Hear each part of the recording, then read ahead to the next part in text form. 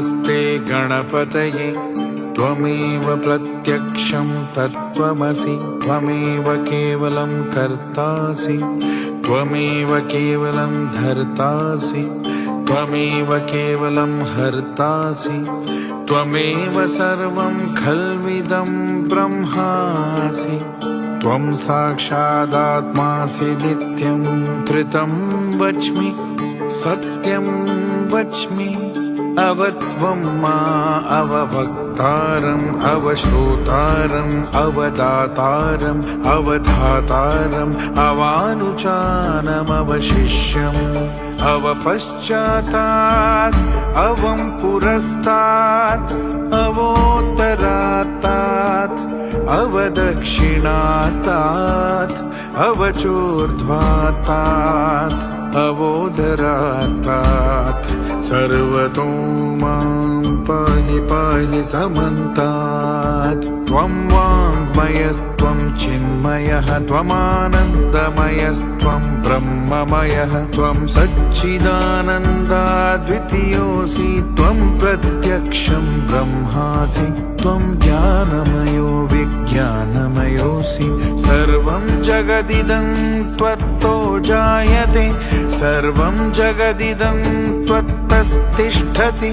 सर्वं जगदिदं त्वयि लयमेष्यति सर्वं जगदिदं त्वयि प्रत्येति त्वं भूमिरापो नलो निलो नभः त्वं चत्वारि वाक्पदानि त्वं गुणत्रयातीतः त्वम् अवस्थात्रयातीतः त्वं देहत्रयातीतः त्वं कालत्रयातीतः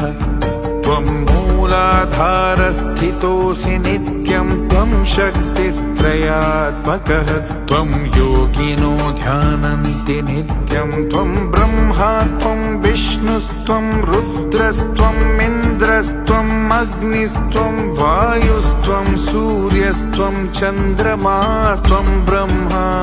भूर्भुवः सुवरो गणादीं पूर्वमुच्चार्य वर्णादींस्तदनन्तरम् अनुस्वारः परतरः अर्धेन्दुलसितं तारेण रुद्रम् एतत्त्वमनुस्वरूपम् गकारः पूर्वरूपम्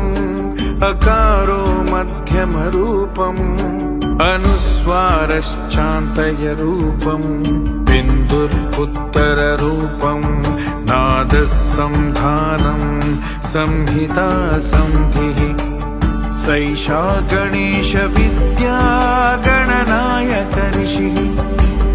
निश्चृद्गायत्री छन्दः गणपतिदेवता ॐ गङ्गणपतये नमः एकदन्ताय विद्महे वक्रतुण्डाय धीमहि तन्नो दन्तिः प्रचोदयात् एकदन्तं चतुर्हस्तं पाशमङ्कुशधारिणं रदं च वरदं हस्तैर्बिभ्राणं मूषकध्वजं रक्तं लम्बोदरं शूर्पकर्णकं रक्तवाससं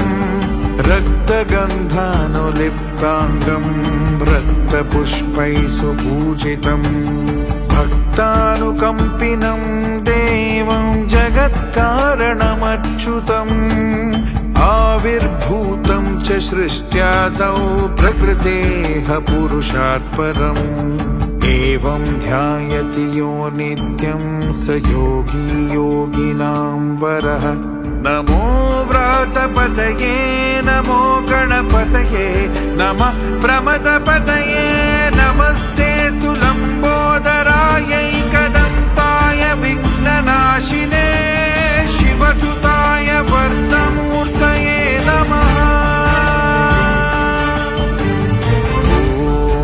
ॐ सहना भवतु